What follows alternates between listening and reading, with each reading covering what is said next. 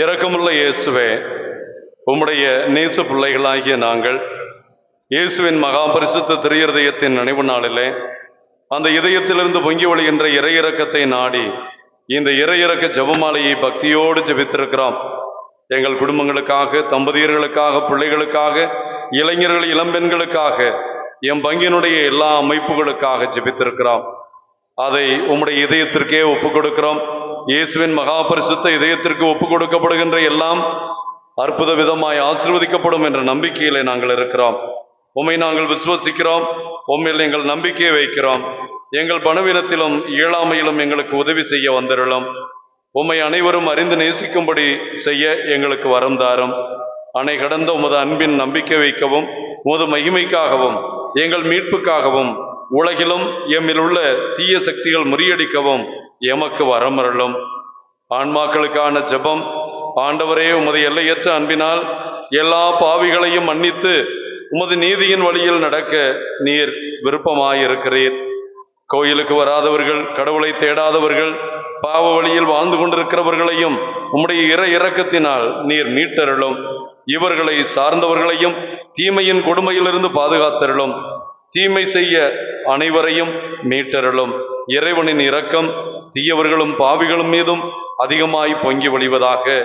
என் தேவனே, எனது இறைவனும் என் ஆண்டவருமானவரே, என் இயேசுவே இரக்கமாயிரும். இயேசு கிறிஸ்துவே, இரக்கத்தின் அரசரே, நான் உம்மில் என் நம்பிக்கை வைக்கிறேன். இயேசு மரி, நாங்கள் உங்களை அன்பு செய்கிறேன். ஆன்மாக்களை மீட்டருளும். இயேசு கிறிஸ்துவே, தந்தையின் திருமகனே, எங்கள் மீது இரக்கமாயிரும். நாம் அனைவரும் எழுந்து நின்று ஆவியானவருடைய வல்லமையை பாடி ஆண்டவருடைய ஆசிரை நாம் பெற்றுக்கொள்வோம். ஆவியானவரே என்ற பாடலை பாடுவோம். நமக்குள் எழுப்புதல் வர நாம் அனைவரும் வாயை திறந்து ஆண்டவரை கண்டு அவரை புகழக்கூடிய வாஞ்சையான உள்ளத்தை ஆண்டவர் கொடுக்க, மந்தமான நம்முடைய நிலைகள் மாறி ஆண்டவருக்குள் எழுந்து பிரகாசிக்க, ஆண்டவருடைய பிரசன்னத்தில் அமர்ந்திருக்கிற பிள்ளைகள் அவரை துதிக்கவும் மகிமைப்படுத்தவும் வாஞ்சையோடு ஆசையோடு இருக்கக்கூடிய வல்லமையை தர ஆவியின் வல்லமையை வேண்டி ஜெபிப்போம்.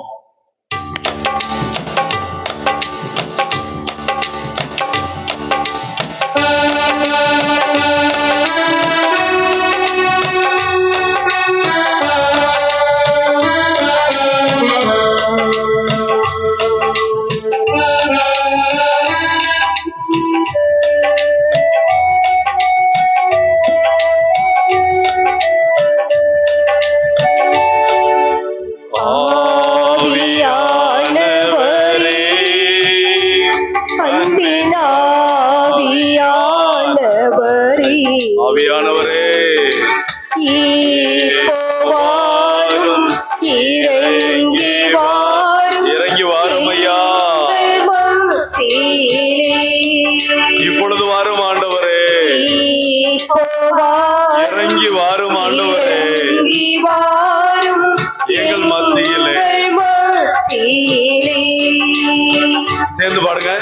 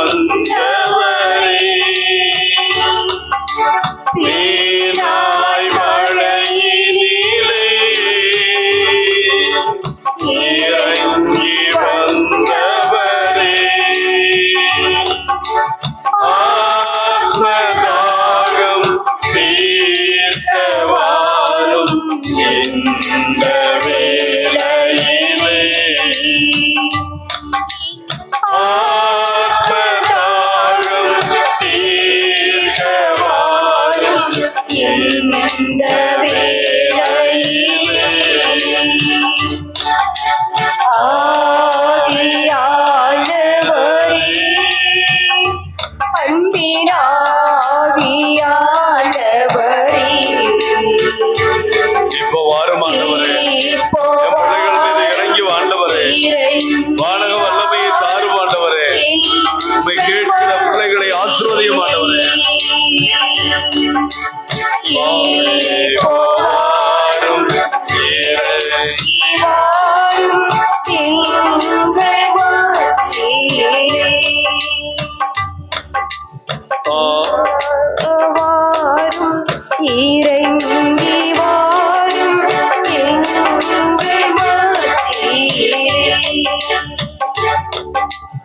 ஆவியின்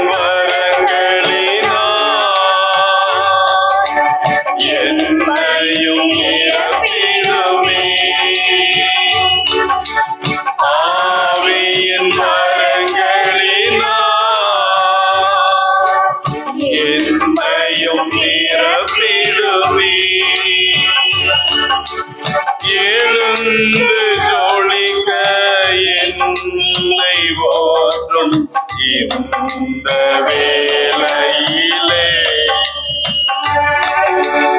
எழுந்து ஜொலிக்க என்னை ஓற்றும் இந்த வேளையிலே,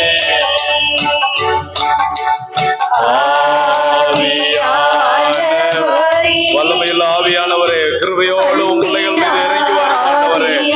ஏக்க பெருமூச்சு விட்டு ஜெபிக்கிற பிள்ளைகளை ஆண்டவரே நாங்கள் எப்படி ஜெபிக்க வேண்டும், என்ன ஜெபிக்க வேண்டும், எழுந்து பிரகாசிக்கின்ற உம்முடைய வல்லமையினால் அதையே என்று கடவுளை அழைக்கவும், இயேசுவே ஆண்டவர் என்று அறிக்கையிடவும், ஜெபிக்கவும், என்ன கேட்க வேண்டும், நாங்கள் எப்படி ஜெபிக்க வேண்டும் என்று அறிவிக்கிற ஆவியின் வல்லமையை கொடுத்து ஆண்டவருடைய வல்லமையான அன்பை, இறை இறக்க வல்லமையை சேர்ந்து தெளிந்த பிள்ளைகளாய், தேடி வரும் பிள்ளைகளாய் என் பங்கு மக்கள் மாறி இறை இறக்க வல்லமை என் பங்கில் இருக்கிற எல்லா குடும்பங்கள் மீதும், என் பங்கில் இருக்கிற எல்லா தம்பதியர்கள் மீதும், குழந்தைகள் மீதும் அபரிவிதமாய் எழுந்து வந்து எங்கள் அனைவரையும் அற்புதமாய் ஆசீர்வதிக்க வேண்டுமாய் இந்த மாலை வேளையிலே எங்கள் இதயத்தையும் எங்கள் எண்ணங்களையும் உம்மால் எழுப்பி ஜெபிக்கிறோம் எங்கள் ஜீவனுள்ள நல்ல பிதாவே. ஆமென்.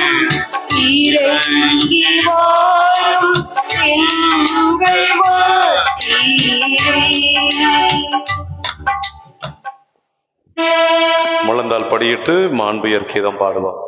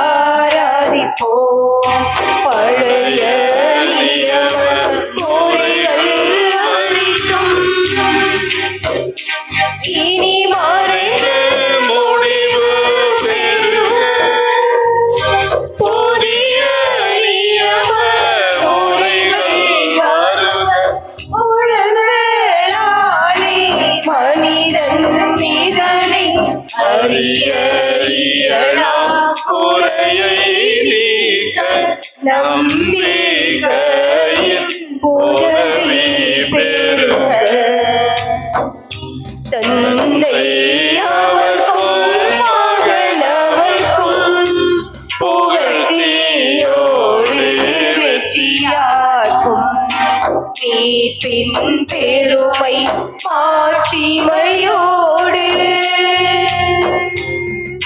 வலிமை வாழ்ந்து யாவுமாக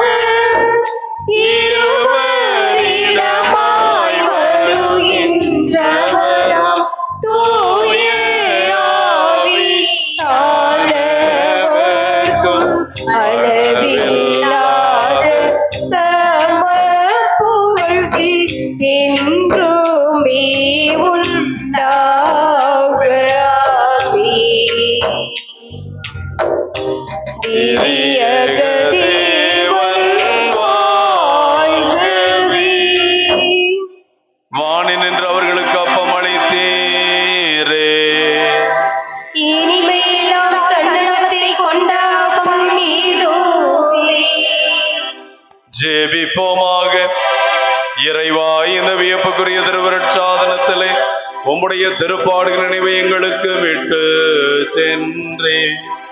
உமது திருவுடல் திரு ரத்தம் ஆகியவற்றின் மறைபொருளை வணங்கும் நாங்கள் உமது மீட்பின் பலனை இடைவிடாமல் அனுபவிக்க அருள் புரிவீராக. என்றென்றும் வாழ்ந்து ஆட்சி செய்கின்றவர் நீரே.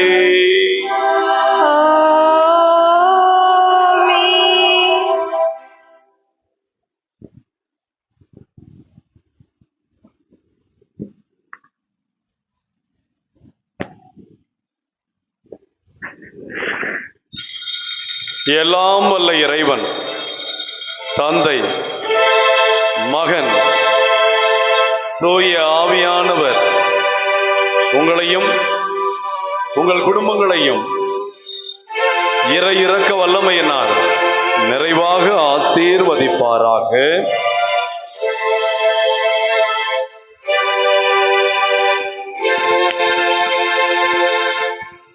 நன்றி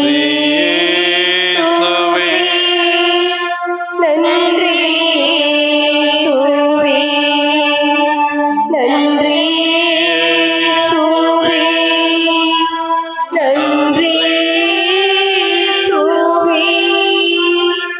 Thank you Jesus, thank you Jesus, thank you Jesus, thank you Jesus.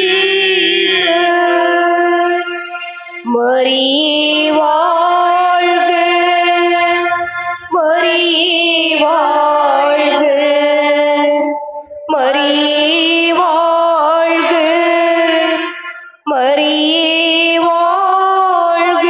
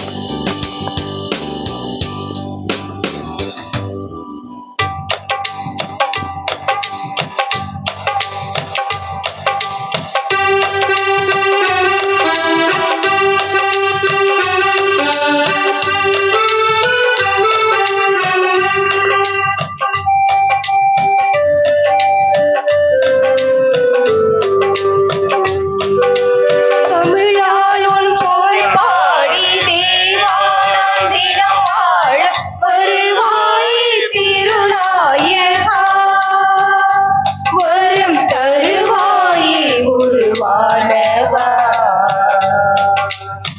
தமிழால் உன் புகழ் பாடி தேவாரம் தினம் வாழ வருவாய் திருநாயகா, வரம் தருவாயே உருவானவா.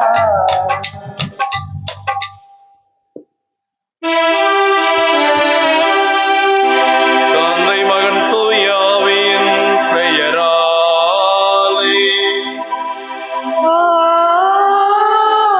ஆமென். நம் ஆண்டவராகிய இயேசு கிறிஸ்துவின் அருளும் கடவுளின் அன்பும் தூய ஆவியின் தோழமையும் உங்கள் அனைவரோடும் இருப்பதாக. உம் ஆன்மாவோடும் இருப்பதாக. ஆண்டவருக்குள் பிரியமான தேவ பிள்ளைகளே, இந்த வெள்ளிக்கிழமையானது இயேசுவின் மகா பரிசுத்த திருஇருதயத்திற்கு ஒப்பு கொடுக்கப்பட்ட நாள். இயேசுவின் இறையிறக்க ஜெபமாலையை நாம் பக்தியோடு ஜெபித்திருக்கிறோம். அவருடைய தெய்வீகமான இந்த திருப்பலியில் கலந்து கொண்டு இயேசுவின் இதயம் குறித்து காட்டும் தெய்வீக அன்பையும், அந்த அன்பை நாம் எப்படி பகிர்ந்து வாழ வேண்டும் என்பதையும் தியானிக்கிற இந்த தெய்வீக திருப்பலியிலே வெள்ளகுளம் செங்கோல் அமல்ராஜ் என்பவருடைய 38வது பிறந்த நாளில் அவரை வாழ்த்துவோம். அவருக்கு இந்த வாழ்வை கொடுத்த கடவுள் அவருக்கு வேண்டிய எல்லா நன்மைகளையும் வழங்கி ஆசீர்வதிக்க மன்றாடுவோம். அவருடைய குடும்பத்திற்கு செய்த எல்லா நன்மைகளுக்கும் நன்றி செலுத்தி அவருடைய மனைவி மரிய விஜி, அபி, அமுதன் இவர்களுக்கு நல்ல உடல் சுகத்தையும், பிள்ளைகள் நன்றாக படிக்கவும், குடும்பத்தில் தொடர்ந்து இறை ஆசீர்வாதம் நிலைக்கவும் ஜெபிக்க அழைக்கிறார்கள். இவர்களுக்காக நாம் உருக்கமாக ஜெபிப்போம். நம் பங்கையும் பங்கில் உள்ள குடும்பங்களையும், குறிப்பாக இளைஞர்கள், இளம்பெண்கள், சிறுவர் சிறுமியர்களை இயேசுவின் மகா பரிசுத்த திரு இருதயத்திற்கு நாம் ஒப்பு கொடுத்து உருக்கமாக இத்திருப்பலியில் மன்றாடுவோம். இந்த திருப்பலியிலே திமோத் விக்னேஷ் பத்மநாதனுக்காக ஜெபிப்போம். இந்த இளைஞன் இறைவன்பால் திரும்பவும் இன்று இளைஞர்கள் கடவுளை தேடுவதையும் ஜெபிப்பதையும் கூட இந்த உலக போக்கிற்கும் அல்லது அவர்களுக்கு அவமானமாக கருதுகின்ற நிலையும் மாறி ஆண்டவருடைய அருளை தேடுவது, ஆண்டவரை தேடுவதனால் மட்டுமே ஒன்று என்ற மனநிலை பிறக்க நாம் மன்றாடுவோம். மேலும் இந்த திருப்பலியிலே கஸ்பார் தைனிஸ் மேரி குடும்பத்தில் மகள் பிரமிளா செலஸ் ஜான் பிரிட்டோ முதலாண்டு திருமண நாளுக்காக இறைவனுக்கு நன்றி கூறுகிறார்கள். இந்த ஓராண்டும் இறைவன் இவர்களை அன்புறவிலை வைத்து ஆசீர்வதித்ததை நினைத்த ஆண்டவருக்கு நன்றி சொல்லி தொடர்ந்து இவர்கள் திருமண உறவிலே இறை ஆசீரோடு வாழவும், பேரனுக்கு நீடிய ஆயுளும் சுகம் கிடைக்கவும் ஜெபிக்கிறார்கள். இவர்களுக்காகவும் இந்த திருப்பலியில் மன்றாடுவோம். இந்த திருப்பலியை தகுந்த முறையில் ஒப்புக் கொடுக்க தடையாக இருக்கிற நம் குற்றம் குறைகளுக்காக ஆண்டவரிடம் மனமருந்தி மன்னிப்பு கேட்போம். எல்லாமல்ல இறைவனிடமும் சகோதர சகோதரிகளே, உங்களிடமும் நான் பாவியனை ஏற்றுக்கொள்கிறேன். ஏனெனில் சிந்தனையாலும் சொல்லாலும் செயலாலும் கடமை தவறினாலும் பாவங்கள் பல செய்தேன். என் பாவமே, என் பாவமே, என் பெரும் பாவமே. ஆகையால் இப்பொழுதும் கனியான புனித மரியாதையும் வானதூதர் புனிதர் அனைவரையும், சகோதர சகோதரிகளே உங்களையும் நம் இறைவனாகிய ஆண்டவரிடம் எனக்காக வேண்டிக் கொள்ள மன்றாடுகிறேன். எல்லாமல்ல இறைவன் மீது இரக்கம் வைத்து நம் பாவங்களை எல்லாம் மன்னித்து நம்மை முடிவில்லாத வாழ்வுக்கு அழைத்து செல்வாராக.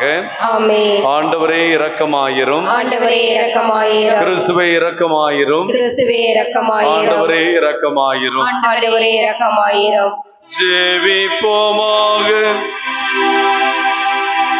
இறைவா, எங்கள் பாவங்களால் காயமடைந்த உம் திருமகனுடைய இதயத்தின் வழியாக உமது அன்பின் அளவற்ற செல்வங்களை உமக்கள் எங்களுக்கு இரக்கத்துடன் வாரி வழங்க திருவுளமானீரே.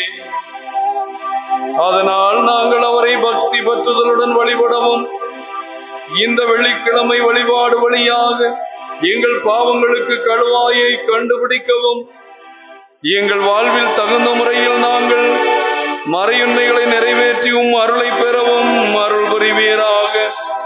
உம்மோடு பரிசுத்த ஆவியின் ஐக்கியத்தில் இறைவனாய் என்றென்றும் வாழ்ந்து ஆட்சி செய்கிற ஆண்டவரும் திருமகனுமாகிய இயேசு கிறிஸ்து வழியாக உம்மை மன்றாடுகிறோம்.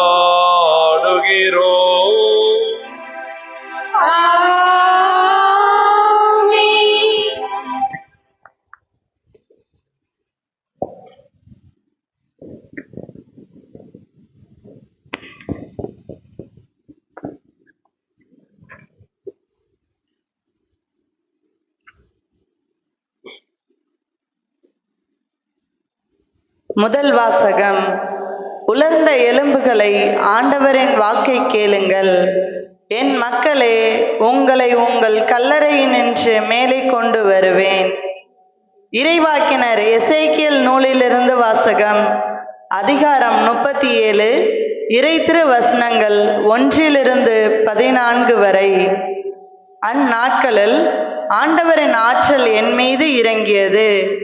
அவர் என்னை தம் ஆவியால் தூக்கி கொண்டு போய் பள்ளத்தாக்கின் நடுவில் நிறுத்தினார். அங்கே எலும்புகள் மிகுதியாய் கிடந்தன. அவர் அவற்றை சுற்றி என்ன நடத்தி சென்றார். அங்கே பள்ளத்தாக்கின் அடியில் மிக பல எலும்புகள் கிடந்தன. அவை மிகவும் உலர்ந்தவையாய் இருந்தன. அவர் என்னிடம், மானிடா, இந்த எலும்புகள் உயிர் பெற முடியுமா என்று கேட்டார். நான், தலைவராகிய ஆண்டவரே, உமக்கு தெரியுமே என்று மறுமொழி அளித்தேன். அவர் என்னிடம் உரைத்தது, நீ இந்த எலும்புகளுக்கு இறைவாக்கு உரை.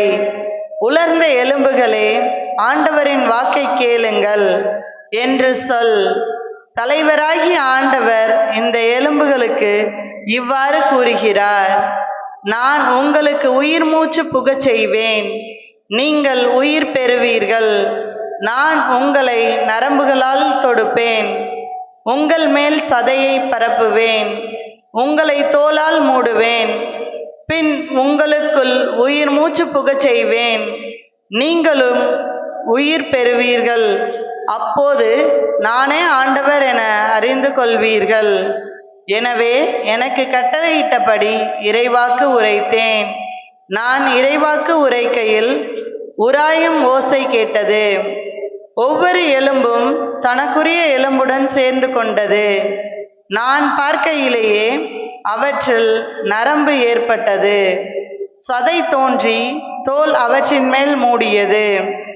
ஆனால் அவற்றில் உயிர் இன்னும் வரவில்லை.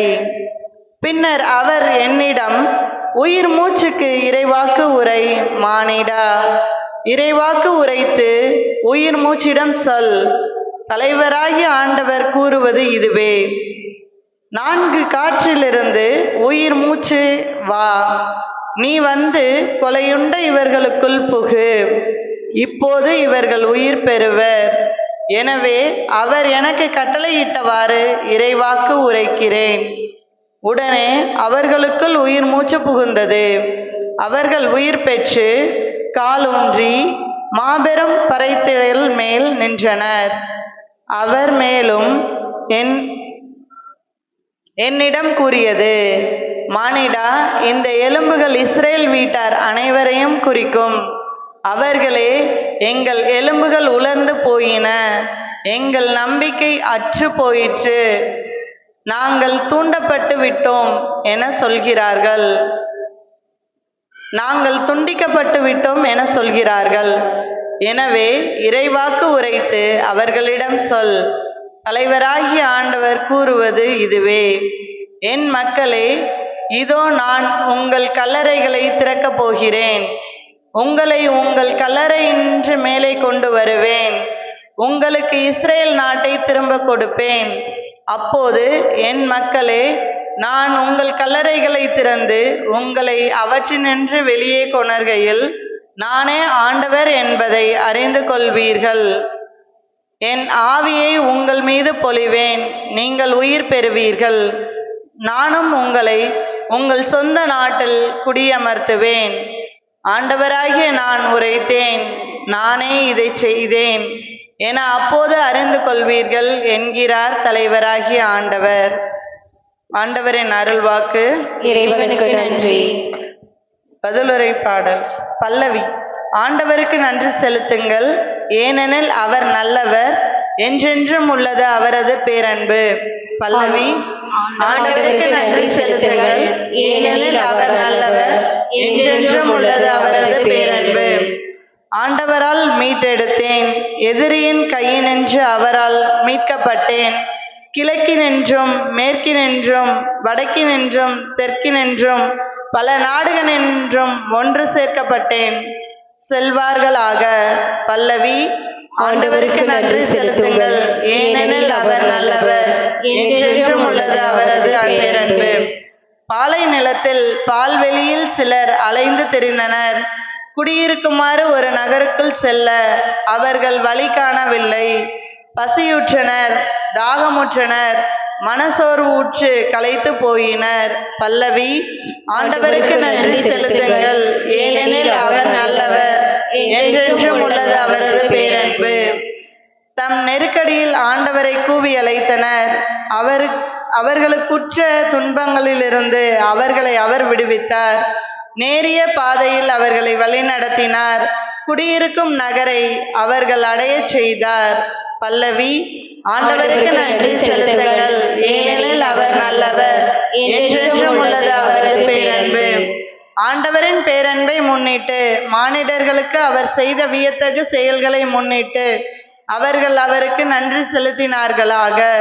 ஏனெனில் தாகமுற்றோர் அவர் நிறைவளித்தார், பசியுற்றோரை நன்மையால் நிரப்பினார்.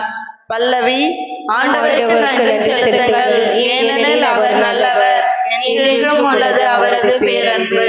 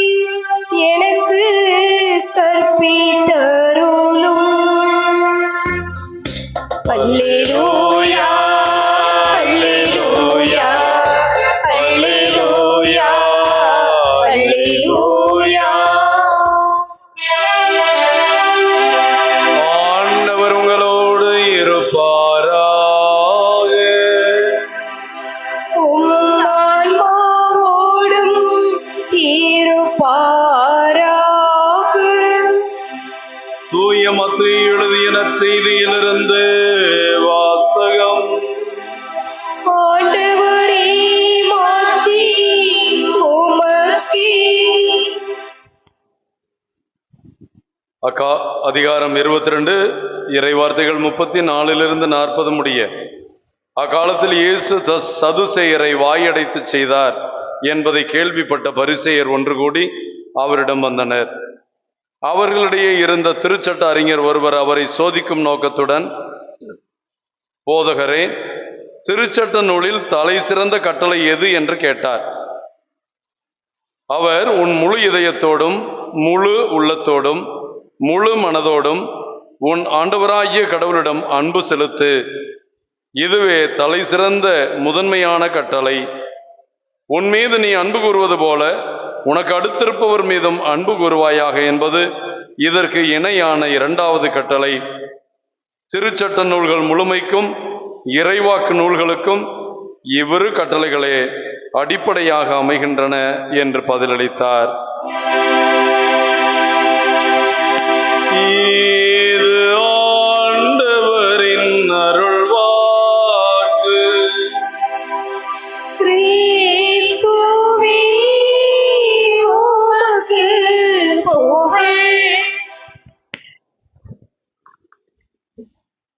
ஆண்டவருக்கு பிரியமான தேவ பிள்ளைகளே, இயேசுவின் திரு இருதயத்தை தியானிப்பதென்றால், இருதயம் என்பது அன்பை அடையாளமாக கொண்டது. அன்பின் அடையாளமாக நாம் வேறு எந்த பொருளையும் முழுமையாய் சொல்லிவிட முடியாது.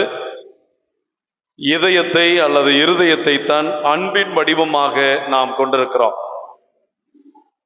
காரணம், நாம் சிந்திப்பதை, நாம் பார்ப்பதை, நாம் கேட்பதையெல்லாம் நாம் தியானிக்கிற இடம் நம்முடைய இதயம். லூக்கா நற்செய்தி 1 அதிகாரத்திலும் 2வது அதிகாரத்திலும் 2 இடங்களிலே நாம் பார்க்கிறோம். அன்னை மரியாள் தான் கண்டதையும் கேட்டது எல்லாவற்றையும் இதயத்தில் இருத்தி தியானித்தார்கள். அப்படி தியானிக்கிற போது அவர்களுடைய இதயத்திலிருந்து இறைவன் மீது அன்பும் அளவற்ற மகிமையும் வெளிப்படுகிறது. கடவுளை அன்பு செய்யவும், கடவுள் மனிதர்களை மீட்க விரும்புகிறார் என்று மனிதர்கள் மீது அன்பு கொள்ளவும் இறை அன்பையும் பிறர் அன்பையும் அன்னை மரியாள் கண்டுணர்கிறார்கள்.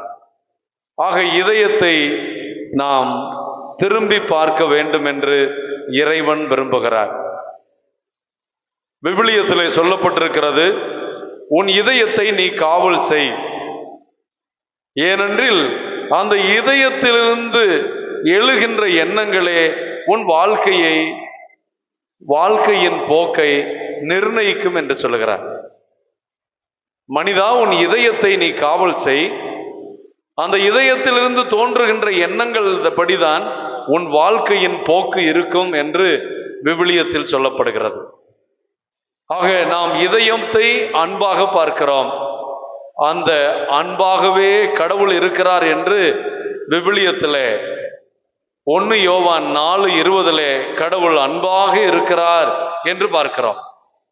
கடவுள் அன்பாக இருக்கிறார் என்றால் அந்த கடவுளுடைய அன்பு அளவிட முடியாதது என்பதை நாம் நினைக்கிறோம். எல்லாரும் ஏன் அன்பு செய்கிறாய் என்றால் அதற்கு ஒரு காரணம் சொல்வார்கள். நான் பெற்றெடுத்த பிள்ளைகள் அன்பு செய்கிறேன், அல்லது என் பிள்ளைகள் பெற்றெடுத்த பிள்ளைகள் அவர்களை அன்பு செய்கிறேன். ஒரு காரணத்தின் மீது எழுகின்ற அன்பு, அல்லது இரத்த உறவில் வருகின்ற அன்பு, அல்லது பந்தத்தில் உருவாகின்ற அன்பு, திருமணத்தினால் வந்த உறவு, இப்படி உறவுகளுக்கு காரணமான உறவுகள். இந்த உறவுகளுக்குள் நாம் செல்வது நம்மை அறியாமல் இயல்பிலேயே மனித சாயலில் வருவது. ஆனால் கடவுள் அன்பாக இருக்கிறார் என்றால் அவர் எல்லாரையும் எப்பொழுதும் எங்கும் அன்பு செய்கிறவராக இருக்கிறார். அவருக்கு வேண்டாதவர்கள் இல்லை, வேண்டாத நேரம் இல்லை. அவர்களுக்கு இந்த நேரத்தில் தான் அன்பு செய்வேன் என்ற நிபந்தனை அல்ல. எல்லா நேரத்திலும் எல்லா இடத்திலும் எல்லாருக்கும் அன்பு காட்டுகின்ற அன்புதான் இறைவனுடைய அன்பு என்பதனால்தான் அந்த அன்பு, அவர் அன்பாகவே இருக்கிறார். கடவுள் அன்பு செய்கிறவராக அல்ல, அவர்தான் அன்பு. ஆக God is love என்பதை கடவுள் அன்பே கடவுள் என்று சொல்வது தவறாகிவிடும். அப்ப அன்பு கடவுள் நீதி இல்லையா? கடவுள் நியாயம் இல்லையா? கடவுள் பகிர்வு இல்லையா என்றாகிவிடும். அன்புதான் எல்லாம் என்பதனால் கடவுள் அன்பாக இருக்கிறார். அந்த அன்புக்குள் எல்லா குணங்களும் இருக்கிறது என்பதை சொல்லத்தான் வேதத்திலே அன்பே கடவுள் என்று சொல்லப்பட்டிருக்கிறது, அல்லது கடவுள் அன்பாய் இருக்கிறார் என்று சொல்லி பார்க்கிறோம். இன்றைய நற்செய்தியிலே ஒரு மறைநூல் அறிஞர், அவருக்கு நன்றாக தெரியும் மறைநூல் என்றால் அவர்களுடைய வேத புத்தகம் தோரா. முதல் 5 நூல்கள் தான் யூதர்களுக்கு புனிதமான நூல்கள். இயேசு பிறப்பதற்கு ஒரு 300 ஆண்டுகளுக்கு முன்புதான் அந்த 5 நூல்களோடு யூதர்கள் திருப்பாடலை, இறைவாக்கினர்களுடைய நூல்களை, மக்கபேயர்களுடைய நூல்களை, ஞானாகம நூல்களை எல்லாம் சேர்க்கிறார்கள். ஆக விவிலியத்திலே பழைய ஏற்பாட்டில் இருக்கிற நூல்கள் முதல் 5 நூல்கள் தான். தோரா என்றால் 5 என்ற அர்த்தம். அந்த 5 நூல்கள் தான் யூதர்களுடைய புனிதமான நூல். அந்த நூல்களை நன்றாக கற்று தேர்ந்தவர்கள், அதை போதிக்கிறவர்கள் தான் யூதர்களுடைய மறைநூல் அறிஞர்கள். அந்த மறைநூல் அறிஞர் ஏற்கனவே பரிசேயர்கள் இயேசுவை சோதிக்க பல்வேறு கேள்விகளை கேட்டார்கள். மோயிசன் முடிவு சீட்டு எழுதி கொடுத்து உன் மனைவியை விலக்கிவிடலாம் என்று சொல்லி இருக்கிறாரே, நீர் என்ன சொல்லுகிறீர் என்று கேட்டார்கள். இப்படி பல்வேறு விதமான கேள்விகளை கேட்டு இயேசுவை சோதனையில் சிக்க வைத்தார்கள். ஆனால் அவர்கள் எல்லாம் தோற்று போனார்கள்.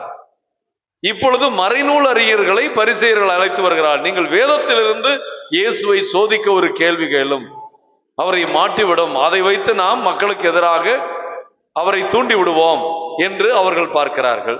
ஆக அவர் என்ன கேள்வி கேட்கிறார்? போதகரே, உமக்கு எல்லாம் தெரியும், ஆகவே நீர் கூறும், திருச்சட்டத்தில் பெரிய கட்டளை எது? திருச்சட்டத்தில் பெரிய கட்டளை எது என்று கேள்வியை கேட்கிறார். அப்பொழுது இயேசு அவர்களுக்கு பதில் சொல்லுகிறார். அவர்களுக்கு தெரிந்த கட்டளை தான். இயேசு கூறுகின்ற பதில் இரண்டுமே இறை வார்த்தையிலிருந்து தான் எடுக்கிறார். ஒன்றை இணை சட்டத்திலிருந்து எடுக்கிறார், இன்னொன்றை லேவியர் ஆகமத்திலிருந்து எடுக்கிறார். இணை சட்டம் 6:5 6வது அதிகாரம் 5வது வசனத்தை மேற்கோள் காட்டி, உன் தேவனாகிய ஆண்டவரை முழு உள்ளத்தோடும், முழு மனதோடும், முழு ஆற்றலோடும், முழு வலிமையோடும் அன்பு செய்வாயாக என்பது முதன்மையான கட்டளை. இது உனக்கு தெரியாதா என்ற கேள்வியிலே வைக்கிறார். 2வது கட்டளை என்று சொல்லிவிட்டு ஆண்டவர் சொல்லுகிறார், இந்த முதன்மையான கட்டளைக்கு இணையான கட்டளை. ஆக கடவுளை அன்பு செய்வது எந்த விதத்திலும் உன்னுடைய அயலானை அன்பு செய்வதை விட உயர்ந்தது அல்ல. அந்த கடவுளை நீ அன்பு செய்வது உண்மை என்றால் உன் அயலானை அன்பு செய்வாய். ஆக மனைவி கடவுளை அன்பு செய்கிறார் என்றால் கணவனை அன்பு செய்வார். கணவன் கடவுளை அன்பு செய்கிறான் என்றால் மனைவியை அன்பு செய்வான். ஆகவேதான் சொல்லுகிறார், அயலானை அன்பு செய்வது, உனக்கு அடுத்திருப்பவனை அன்பு செய்வது கடவுளை அன்பு செய்வதற்கு இணையான கட்டளை. 2வது கட்டளை என்று ஆண்டவர் சொல்லவில்லை, இணையான கட்டளை என்று அதை சொல்லி முடித்துவிட்டு, இது திருச்சட்டம், இறைவாக்கு, எல்லா நூல்களிலும் இருக்கிற எல்லா சட்டங்களையும் விட இது மேலானது என்று லேவியராகமம் 19வது அதிகாரம் 18வது வசனத்தை, உன்னை அன்பு செய்வது போல உன்னுடைய அயலானையும் அன்பு செய்வாயாக என்று சொல்லி, இதுதான் பெரிய கட்டளை என்று சொல்லுகிறார். அன்புக்குரியவர்களே, அன்பை விட உயர்ந்தது வேறு என்ன இருக்க முடியும்? அன்பிற்குண்டோ அடைக்கும் தாள் என்றார்கள். வள்ளுவர் கூட ஒரு அருமையான குறளை சொல்லி இருக்கிறார்.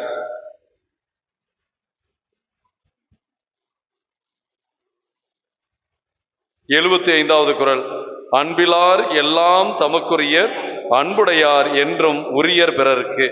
அன்பு இல்லாதவர்கள் எல்லாம் எனக்கு தான் சொல்லுவாங்களாம், அன்புடையவர்கள் நானே பிறருக்குத்தான் என்று சொல்லுவார்கள்.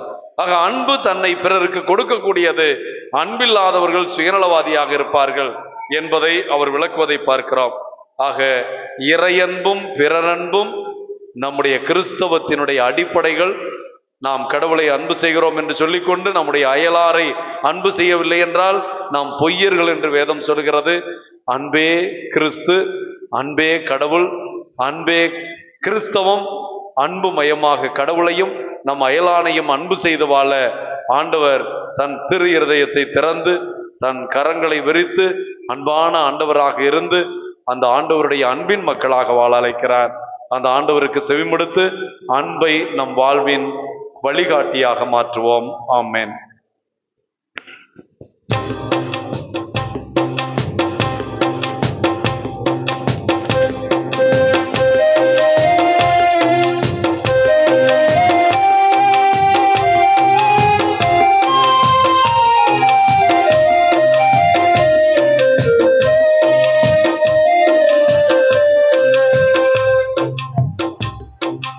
இதய காணிக்கை இரவாத காணிக்கை இறை மனித உறவின் சின்னமா அன்பின் காணிக்கை இதய காணிக்கை இரவாத காணிக்கை இறை மனித உறவின் சின்னமா அன்பின் காணிக்கை இறையே இதை ஏற்றிடுவாய் உனதாய் என்னை மாற்றிடுவாய் இறையே இதை ஏற்றிடுவாய் உனதாய் என்னை மாற்றிடுவாய் இதய காணிக்கை இரவாத காணிக்கை இறை மனித உறவின் சின்னமா அன்பின் காணிக்கை.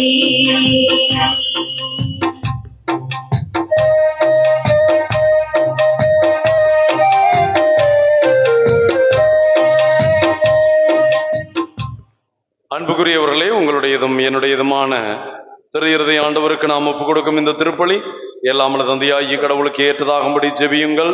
ஆண்டவர் தமது பெயரின் புகழ்ச்சிக்காகவும் ஆட்சிக்காகவும் தமது நன்மைக்காகவும் புனித திரு அவை அனைத்து நலனுக்காகவும் மது கையிலிருந்தே பணியை ஏற்றுக்கொள்வாராக. ஆண்டவரே, உம் அன்பார்ந்த திருமகனுடைய இதயத்தின் சொல்லற்கரிய அன்பை கண்ணோக்கி அருளும். அதனால் நாங்கள் ஒப்புக் கொடுப்பது உமக்கு உகந்ததாகி எங்கள் பாவங்களுக்கு கழுவாயாய் அமைவதாக. எங்கள் ஆண்டவராகிய கிறிஸ்து வழியாக உம்மை மன்றாடுகிறோ.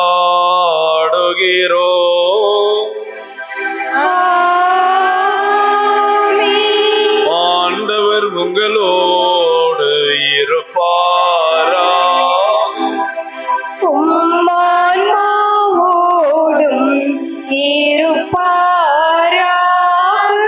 இதயங்களை மேலே எழுப்புங்கள்.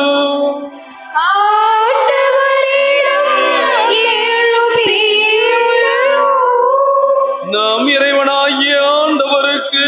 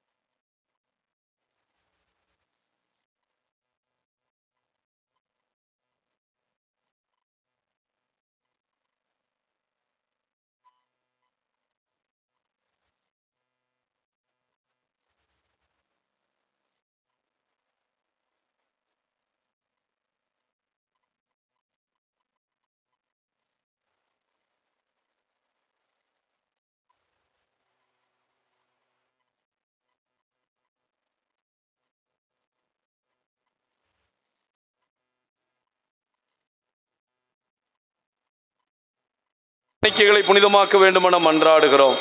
இவ்வாறு எங்கள் ஆண்டவர் இயேசு கிறிஸ்துவின் திருவுடலும் திரு இரத்தமுமாக இவை எங்களுக்கு மாறுவதாக.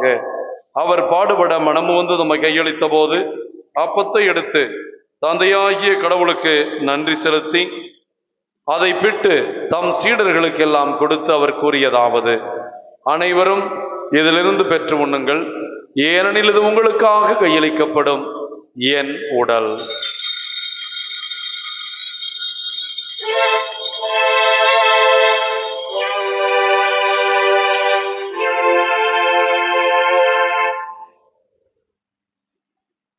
அவ்வண்ணமே இரவு விருந்து அருந்திய பின் கிண்ணத்தை எடுத்து தந்தையாகிய கடவுளுக்கு நன்றி செலுத்தி தம் சீடர்களுக்கெல்லாம் அளித்து அவர் கூறியதாவது: அனைவரும் இதிலிருந்து பெற்று பருகுங்கள், ஏனெனில் இது புதிய நிலையான உடன்படிக்கைக்குரிய என் இரத்தத்தின் கிண்ணம். இது பாவ மன்னிப்புக்கென்று உங்களுக்காகவும் பலருக்காகவும் சிந்தப்படும். இதை என் நினைவாக செய்யுங்கள்.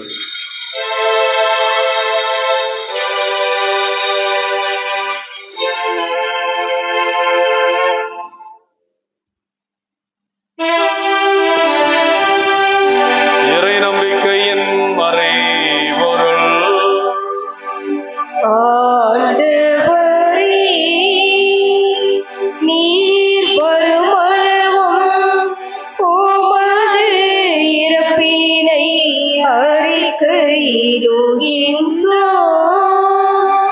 உமது உயிர்ப்பினையும் எடுத்துரைக்கின்றோம்.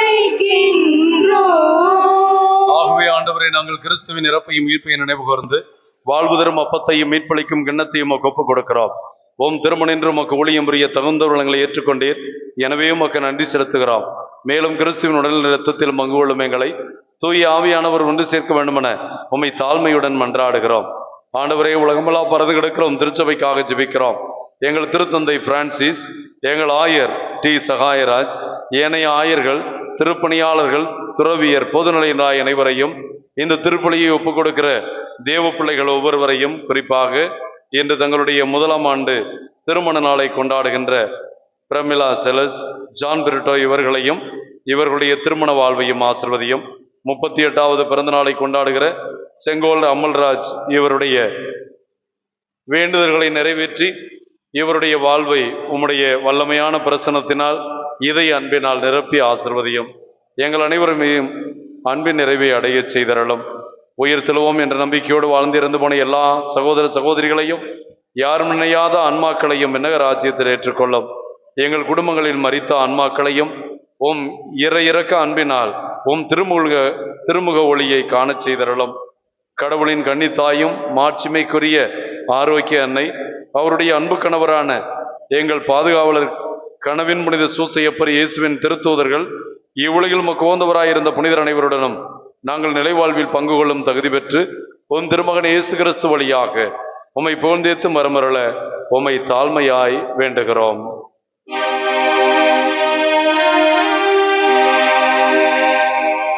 இவர் வழியாக இவரோடு இவரில் எல்லாம் வல்ல இறைவனாகிய தந்தையே, தூயாவின் ஒன்றிப்பில் எல்லா புகழும் ஆட்சியும் என்றென்றும் உமக்கு உரியதே.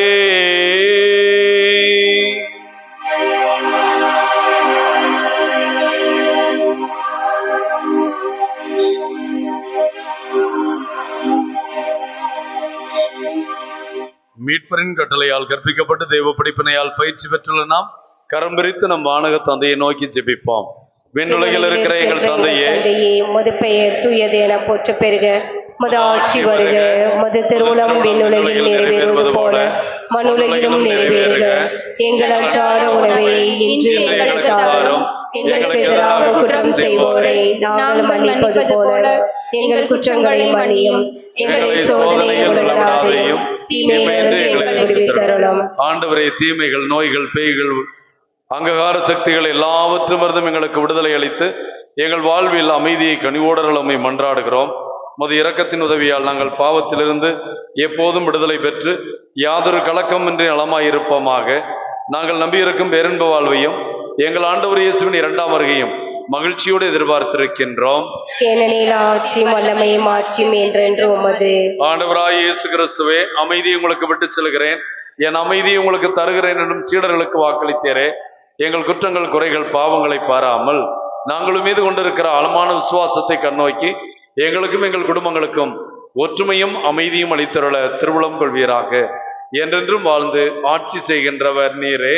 ஆமென். ஆண்டவர் இயேசு கிறிஸ்துவின் அமைதி உங்கள் அனைவரோடும் இருப்பதாக.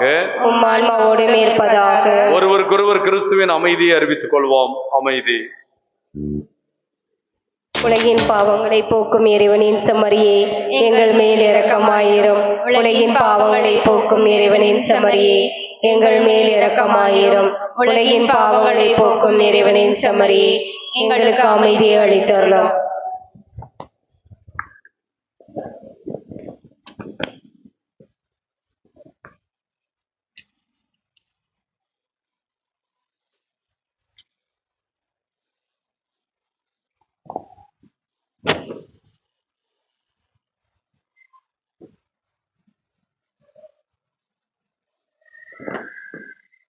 அன்பார்ந்த தேவ பிள்ளைகளை, நம் ஆண்டவர் இயேசு கிறிஸ்து வல்லமையுள்ளவர், ஆனால் கனிவும் இரக்கமும் மிகுந்தவர்.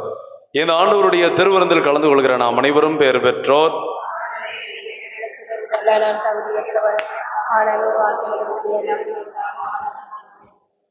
கிறிஸ்துவின் திருவுடலும் திருரத்தமும் இதை உட்கொள்ளும் எனக்கும் உங்களுக்கும் நித்திய வாழ்வளிப்பதாக.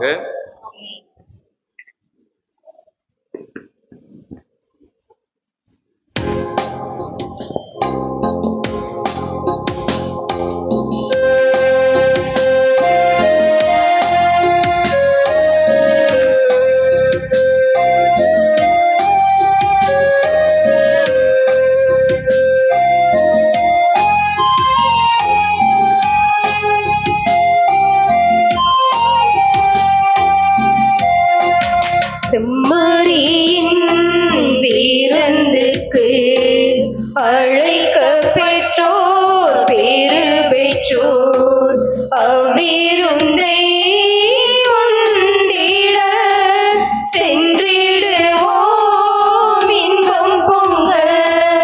செம்மறியின் விருந்துக்கு அழைக்க பெற்றோர் பேறு பெற்றோர் அவ்விருந்தை உண்டிட சென்றிடுவோம் இன்பம் பொங்க.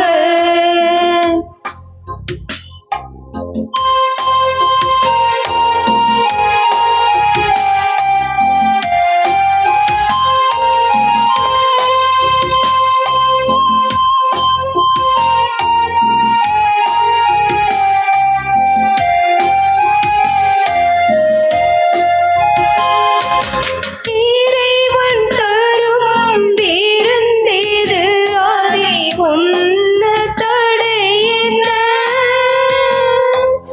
உறைய வரும் இறைவனை நாம் ஏற்க தடையென்ன?